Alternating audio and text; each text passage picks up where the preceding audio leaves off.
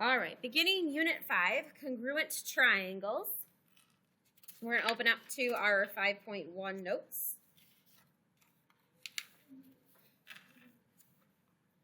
And our goal today is to recognize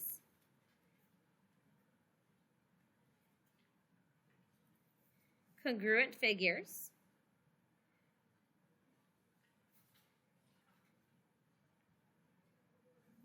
and their corresponding parts.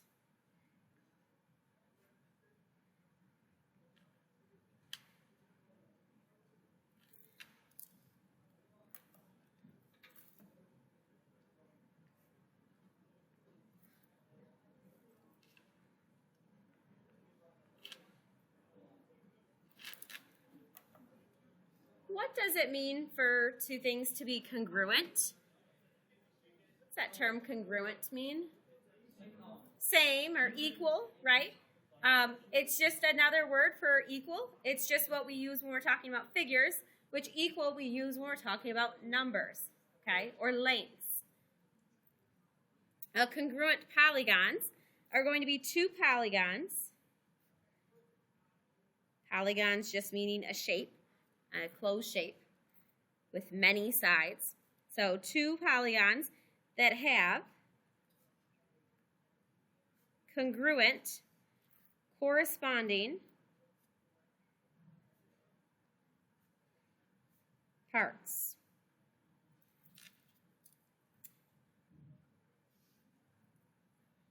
So I'm going to show you what we mean by this, okay? In example 1, we're told that triangle ABC is congruent to triangle XYZ, okay? Eventually, we're going to mark some labels here and mark things congruent, but for right now, I'm going to look at just the name. Actually, looking at the name becomes much easier on how to actually say which angles and sides are congruent. Because A is in the same spot as X, angle A has to be congruent to angle X. I'm going to go start with the angles, okay? B is in the same spot as Y, so angle B will be congruent to angle Y. C is in the same spot as Z, so angle C is going to be congruent to angle Z. Now, the only funky part about this is sometimes you cannot use one letter to name an angle. Because if we had, like down here where angle C is, I could not name that angle C because there's actually multiple angles at angle C, right? Do you remember that? And instead, if I were to name the angle where C is actually at, where that C is written, I'd have to name it angle ACD. Remember, you have to label it with 3 points, okay? So for that case, once you write these in, just double check. Can you name angle A as angle A? Yeah, it's the only angle at A. Same with X, same with B, same with Y, same with C, same with Z. So we're okay with how we named all those. So far, so good? All right, the next part is coming up with the sides. So let's actually mark our angles first. So our angles I'll mark here in this blue. So angle A is the same as angle X. We said that they are congruent. Remember, parts or figures are congruent. Lengths and numbers are equal. So that's why we had to use congruent marks here. So A is the same as X. B and Y are the same. So remember, use a different congruent mark. So we'll do 2 arcs for B and Y. And for C and Z, we'll use 3 arcs.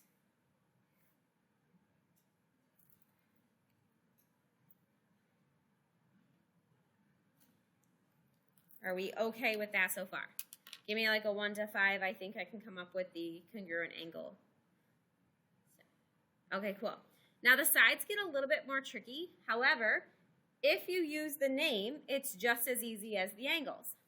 One of the sides here is AB. So if I write out AB is congruent to, side AB is a segment. So we're going to write it as a segment. Then look to your name. AB.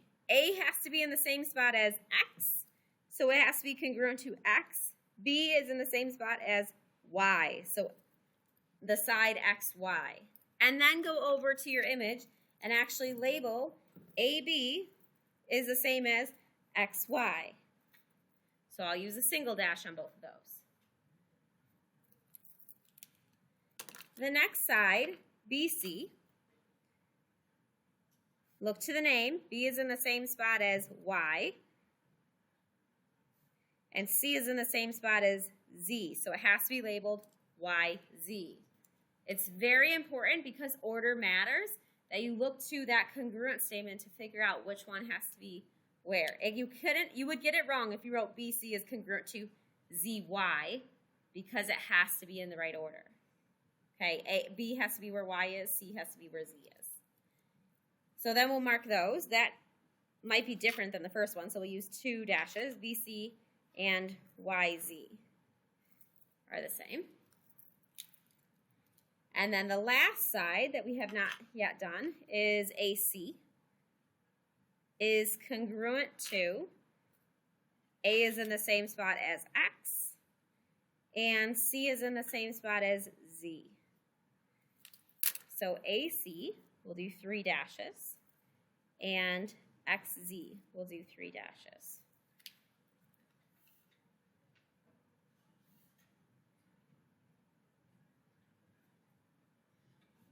Give me like a 1 to 5. I think I could come up with those 6 statements.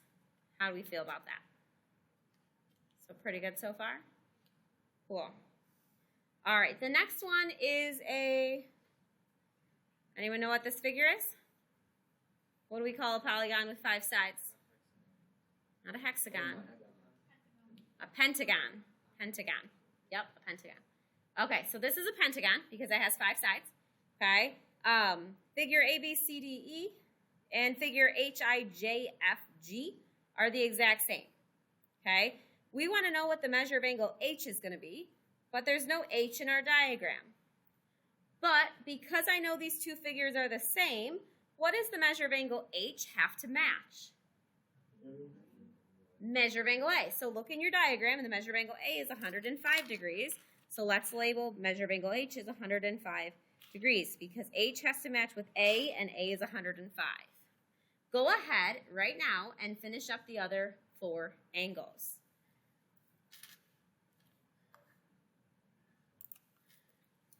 All right.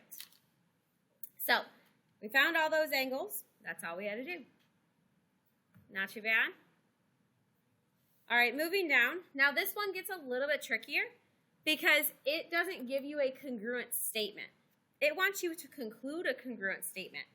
And we can only conclude this if all corresponding parts are congruent, then the figures or polygons are congruent. Well, triangles have 3 angles and 3 sides. So to prove the triangle's congruent right now, we have to state all 3 angles are the same and all 3 sides are the same. Okay? So I'm going to look at my diagram and see what it is that I can mark congruent. But I want to make sure that if I say that angle A is congruent to angle E, I can say because. So notice A is marked congruent to angle E. I know that because it's marked. That's an easy because, right? It was given to you. What else could you say are congruent here? Go ahead. Why?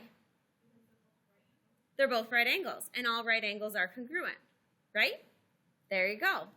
See how you were able to come up with a reason because of it?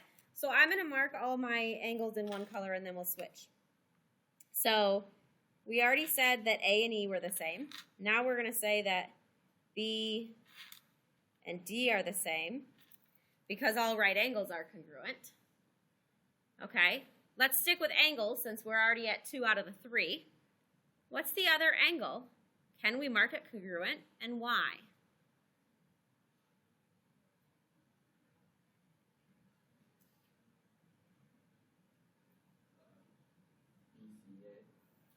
BCA, so this one here. That one there? DC. Okay, and this one here. And why?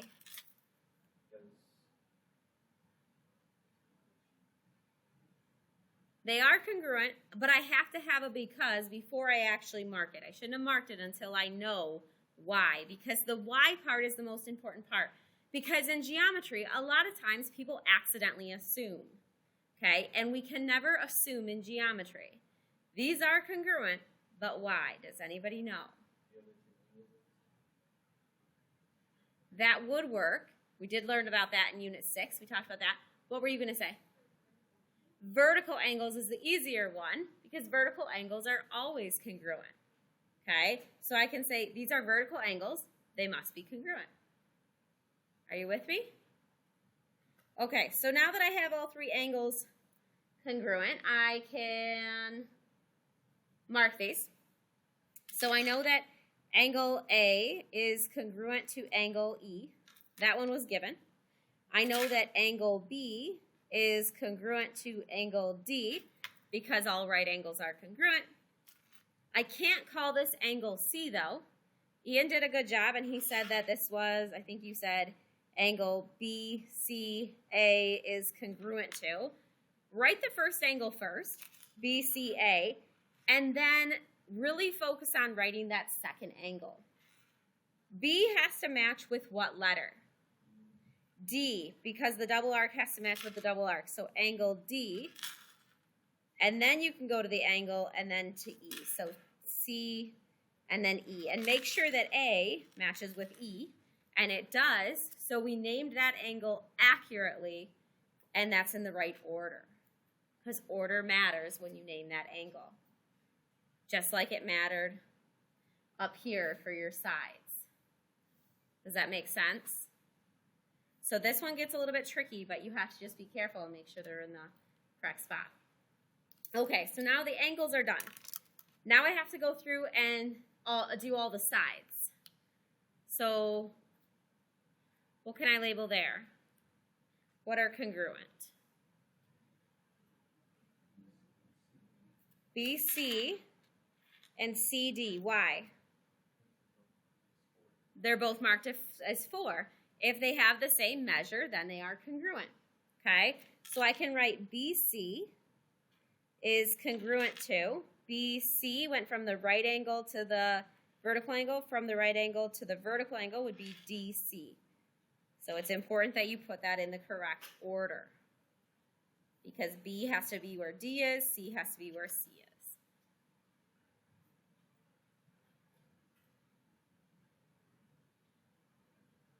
So far, so good? All right. What's another side I could label as congruent? Go ahead.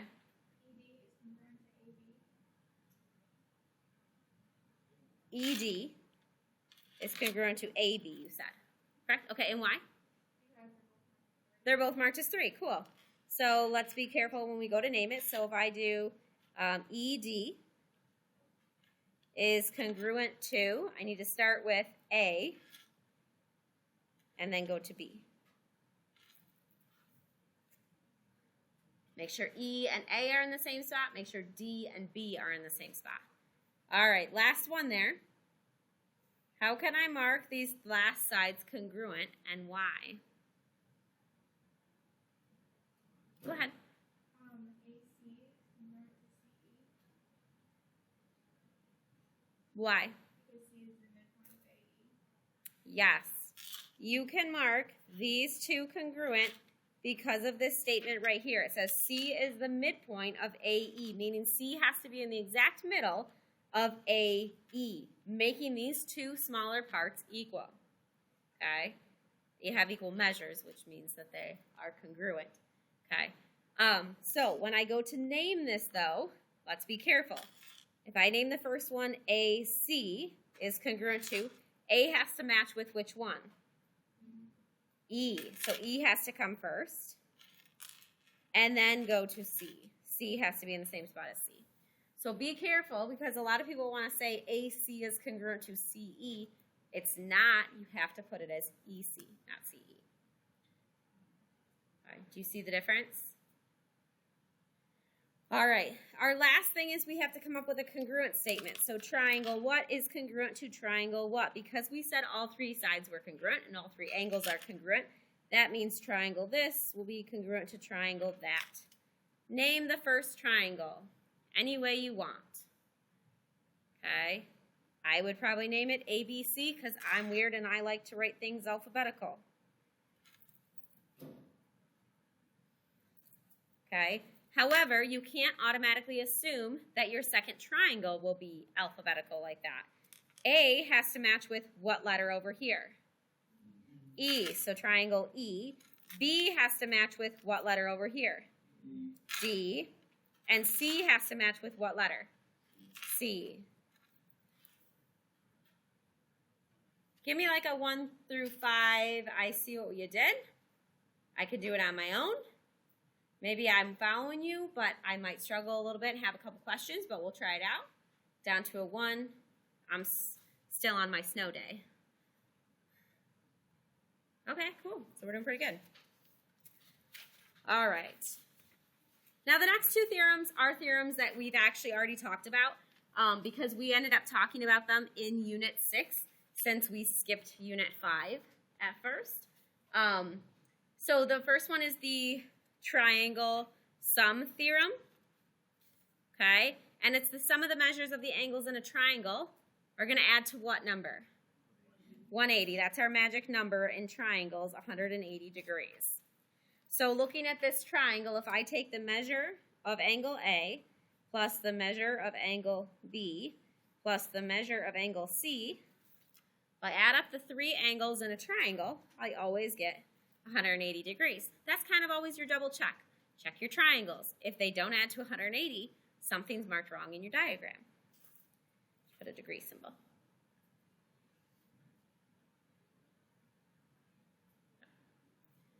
And Ian, you actually brought up this next theorem today, and it's the third angle of a triangle theorem. If two angles of a triangle are congruent to two angles of another triangle, then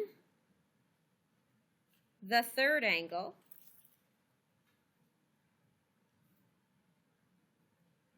must be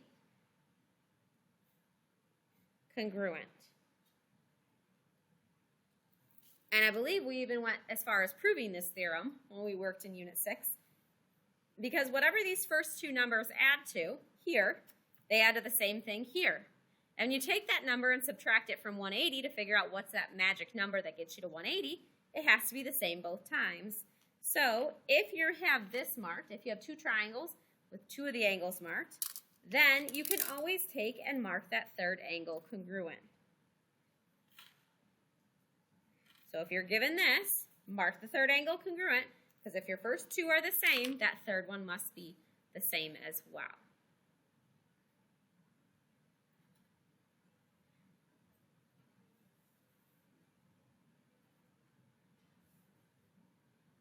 All right, we are going to do a proof together. Okay. You guys haven't even experienced proofs yet. You guys have only done them with me, working with you through them. Okay, and I've always said you don't have to necessarily be able to repeat this on your own as long as you understand the steps that we're taking together. Okay, this will be the first unit that you will have some proofs that you'll have to do on your own. But the cool thing, and the reason why we put them in here, they're all set up the same. Okay, the longest one being in this first section. Later in the unit, we find a bunch of shortcuts that work for marking triangles congruent. Right now, though, the only thing we can go off of is that we have to show that three angles are congruent. Okay, so we'll have three angles marked congruent. Then we'll go through and we'll say three sides that are congruent. And once we have all three angles congruent and all three sides that are congruent, our last statement will be that the triangles are congruent. It's exactly what we did here on this page, other than now I'm just writing it in a two-column proof, but it's the exact same type of problem. So look at everything that's given right here, and I'm going to mark it in my diagram, and then I will label it over here. If it's marked as a given, my reason is given. So I can mark Q and S are the same. I'm marking that in an angle, so angle Q is congruent to angle S. It was given. Then angle QPR, so this angle here, is marked the same as angle SPR, which is here. Okay, now I have that marked, so I'm going to write it up here. Angle QPR is congruent to angle SPR. My reason, it was also a given. Now, I've used those two givens. I like to organize it all the angles, all the sides. So, how can I mark the next two, or the third angles, congruent, and what would be my reason? And that's why I was saying that if you're working on a problem, don't mark it until you can tell me because. If you can tell me the because, that's your reason. Go ahead. Yes, you can mark these two angles congruent, and your reasoning is the third angle of a triangle theorem. If you have the first two that are congruent, the third has to be congruent because there's only one magic number that's going to get us to 180. So now I actually have to label this. I cannot call it angle R because there's multiple angles at angle R. So instead, name the first one any way you want. Angle QRP is congruent to, well, Q has to match with S. So I'm going to name this one angle S.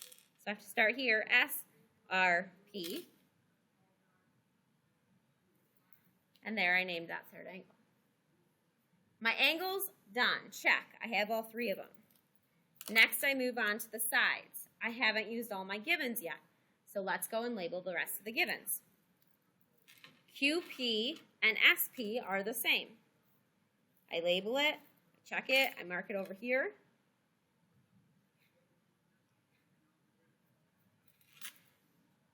What was my reason that QP is congruent to SP?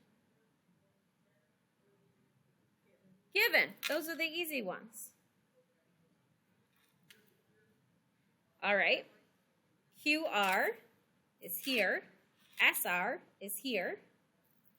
I'm going to label that one in here. QR is congruent to SR. What was my reason for that one? Given. All right. I have one more side. It's in the middle. What do you notice about that side, though? It's only one line. So I can mark this congruent to itself. I always put that mark there so I can visually see it. You'll see why later on in the unit. But I'm going to write the first one, PR. Now this is a little bit confusing because sometimes you have to write it PR is congruent to, sometimes this is going to be in the order PR, sometimes it will be in the order RP. It depends on your diagram. So P matches with P in this case because the two angles at P are marked congruent. You see that? So I know that P has to match with P, and I know that R has to match with R. So these actually show up the exact same. Sometimes, though, one of them will be flip-flopped. So it's important that you pay attention to that. You can also see in one of the ones they gave you, P has to be in the same spot as P, and R has to be in the same spot as R, based on what was given up here, too. Okay. Why is it that PR is congruent to PR? It is the same line. So I allow you guys to say that it is a shared side, but the proper way that you're actually supposed to say this is way back in Unit 2, you guys learned about the reflexive and symmetric property of congruence. This one would be the reflexive. But sometimes it's hard to tell the difference. If you write shared side, I will accept it. Okay? If you just want to write shared side, whenever you have a shared side, I'd accept that. Okay? So our very last statement is actually stating now that we have all three angles marked congruent, all three sides marked congruent, now we can state that the triangles are congruent. What we're trying to prove, oh look, it gave it to us right here. We don't even have to try and put these in order. P, Q, R is congruent to triangle PSR.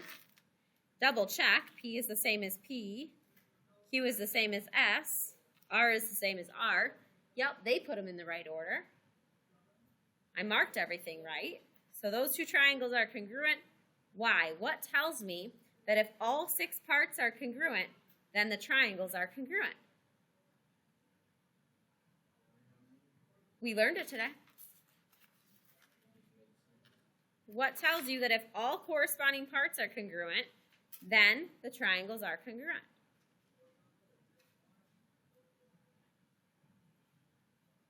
It's right on your paper.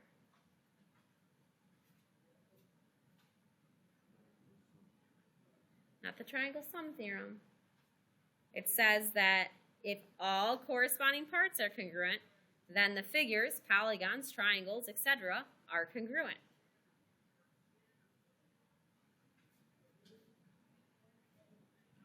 Go ahead. Not the third angle of the triangle theorem. I'll give you a hint. It is a definition.